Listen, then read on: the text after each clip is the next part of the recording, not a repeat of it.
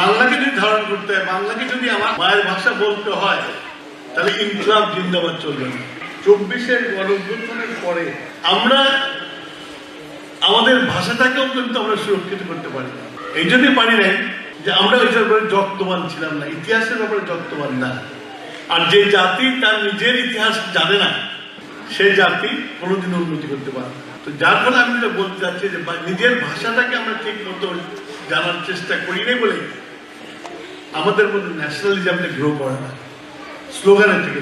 আজকে বাংলা ভাষাটা সম্বন্ধে যদি আমরা নিজেরা যদি একটু চিন্তা করতাম, এটা আজকালকার ছেলেমেয়েরা ইনকলাব ইনকলাব ইনকলাব তো অন্যদিকের ভাষা, যারা আমাদের ভাষা কেড়ে নিতে ছিল।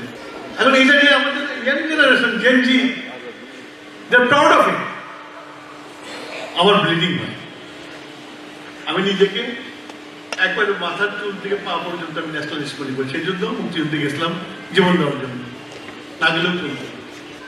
ছাত্র জীবনে রোমান্টিসিজম নিয়ে ভুগতাম, লেফট পলিটিক্স করছি, নকশালাইজ হয়েছি সমাজ পরিবর্তনের জন্য। কিন্তু সমাজ যে উল্টো দিকে হাঁটে এখন দেখতেছি ইনকলাব আর আরো আরো কি সব নতুন ওয়ার্ড পাচ্ছি আমি, যেটা নাকি বাংলার সাথে কোনো সম্পর্কই নেই, যেটা নাকি বাংলাকে ঠেকিয়ে দেওয়ার জন্য ব্যবহার করা হচ্ছে। আচ্ছা, সেটাই আমাদের ভাষা হয়ে গেছে, আমাদের ছেলেদের ভাষা হয়ে গেছে। It is the failure of the teacher. ওরা কিছু মনে করো না, তোমরাও শিখাতে পারো নাই, ভাবাবে নেই। আরেকটা হচ্ছে যে এই ধরনের ঘটনা ঘটে যখন কোনো দেশে একটা ফ্যাসিজম চলে, ডিক্টেটরশিপ চলে, তখন একটা ভ্যাকুয়াম সৃষ্টি হয়, যখন পলিটিক্যাল স্পেস না দেওয়া হয়। যেমন আমরা বিএনপি ছিলাম, ওই ডিক্টেটর যদি একটা স্পেস তৈরি করতো অপোজিশনের জন্য, তাহলে কিন্তু আজকে দেশে অবকাঠে হতো না। স্পেস তৈরি করতে দেয় নাই বিএনপি অদন রান। আর যারা নাকি উগ্রপন্থী, এক্সট্রিম রাইট, তাদের যদি এক্সেস থাকে প্রত্যেকটা বাড়িতে ঢোকা, তার ঢুকেছে, ঢুকে মানুষের মাথা খেয়েছে এবং তার রেজাল্ট হলে এবারকার ইলেকশন আমি দেখলাম।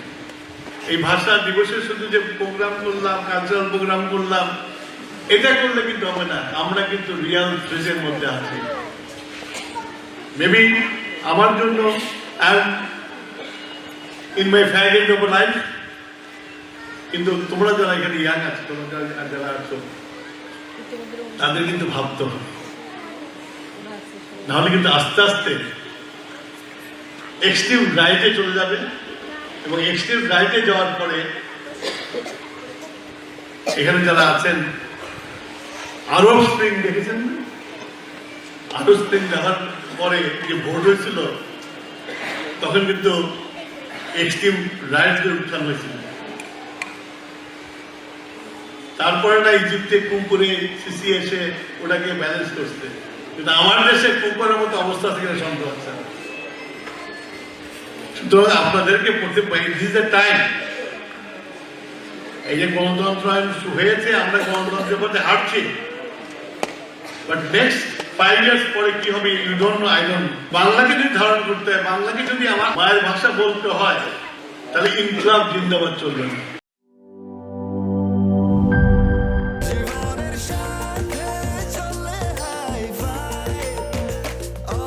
স্বাস্থ্যকর অল টাইম, সব সময় অল টাইম হেলদি লাইফ।